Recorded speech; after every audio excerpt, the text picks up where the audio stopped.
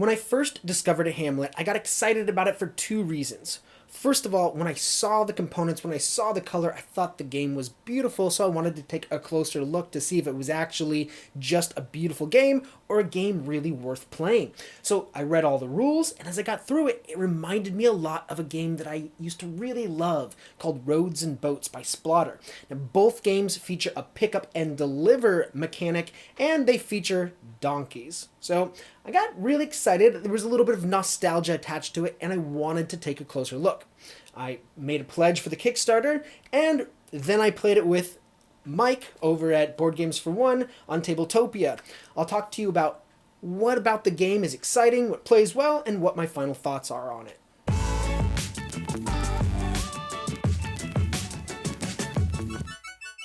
So let's talk about how Hamlet is played. The core mechanic of Hamlet is a pickup and delivery worker placement game. So what that means is, unlike other games where people manage their own resources, in Hamlet, the resources stay on the board. They are produced by players' workers, but then once produced, any player can take them. So the game sort of forces you to plan around what other players are doing, and in some ways, play offensively by getting in other players' ways. This is a much more interactive sort of Euro-style game. Another thing that's interesting about the game is that instead of having uniform pieces, most of the pieces in the game are shaped differently, which can allow for some really unique board game configurations on a modular board. The game doesn't have any rounds, there's no cleanup phase, it's just players taking turns one after the other until the game end condition is triggered. Each player has an inventory of tiles they've collected, they have money and resources, and then they have two types of workers: donkeys and meeples. Now the donkeys are only used for transporting resources on the board, and the meeples are used for doing most of the actions in the game. On a player's turn, they can do four things.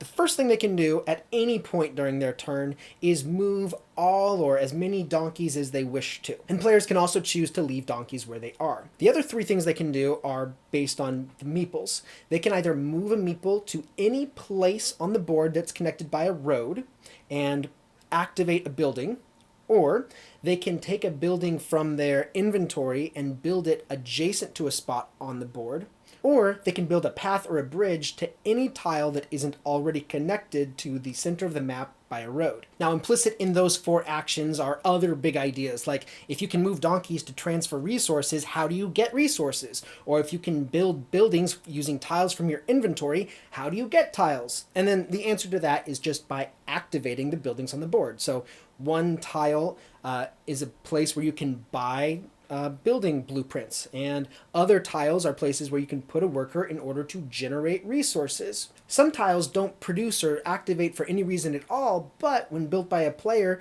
they give the player victory points at the end of the game. One of the victory point conditions is the construction of the church. As players bring resources to the church, they can construct the different parts of it, and once the entire church is built, players continue play until everybody's had an equal number of turns, and then final scoring is conducted. Players get points for several awards that they can earn during the course of the game, and any victory points that are satisfied on the tiles that they've built during the game, as well as any points that they've earned during the game. All in all, gameplay is very smooth. Each player takes their turn moving donkeys around in order to create a network that will transfer resources to where they need to be. Then they move their workers to locations where they want to take actions, bring the resources to each location, and then the turn is over. They refresh their workers, and the next player takes their turn doing the same thing. The added bonus is that all of this is taking place in a beautifully illustrated environment. And definitely one of the things that drew me into the game was how vibrant the colors and the illustrations were. If you'd like to watch me play through the game for the first time with Tabletopia glitches and all, you can check out Mike's video at Boardgames for One. I'll leave a card and a link in the description. So, final thoughts on the game.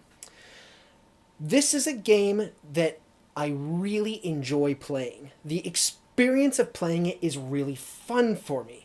There was a lot of interaction that made it very interesting, and thematically I think the game is really well supported. Everything is clearly motivated. The things make sense in this game. So I call this a very fun game, but some of the problems I had with the game is the end game condition. Now, this is not something new. I'm sure you've played games like this before, where the game ends not based on a number of rounds, but on a player taking a certain action. The problem with this mechanic is that oftentimes players will have a sense of who's in the lead and who's behind. So the person who is in first place is most motivated to end the game, and everybody else who's not in first place is motivated to make the game last as long as possible. I feel like this is a really artificial motivation. I don't want to play a game where I'm trying to make it last long. I wish the game just had a more definite trigger. Now, one could argue like, hey, look, it's the responsibility of the players to keep tabs on who's ahead and know when someone is about to signal the end of the game. So, for example, when Mike and I played it, I was the last player to go, and I also triggered the end of the game. So with that planning involved, I was able to do this amazing final move where I scored a huge number of points at the very end of the game and ended the game. And since I was the last player, Mike did not have a chance to reciprocate and take any actions to earn him some points at the very last second. How do I feel about that? I mean, one could say that once we're more familiar with the game, Mike would anticipate that I was going to end it and be a little bit more prepared. We weren't very familiar. We were kind of figuring out the rules. So there's that. But I would like a more clear end. My other criticism of the game, although I'm not really sure if it's a criticism for me, it might just be an obstacle for other people, is that there's no catch-up mechanic in this game at all whatsoever. By that I mean, if one player is behind another player, there may be very little chance for them to ever catch up with the person who's in first place. This is not a game where you want to play with people of different ability levels. People who are new to the game are going to be crushed by experienced players. One thing I loved about the game as a pick up and deliver game is that while in other games you have a set number of workers, and oftentimes I've played a lot of games where you have 2 workers, like Akrotiri, for example. In this game, you can make more workers as the game goes on. So, for example, in another game, you might produce resources on your turn, and then on another player's turn, they take the resources that you just worked for. And, that's part of the gameplay.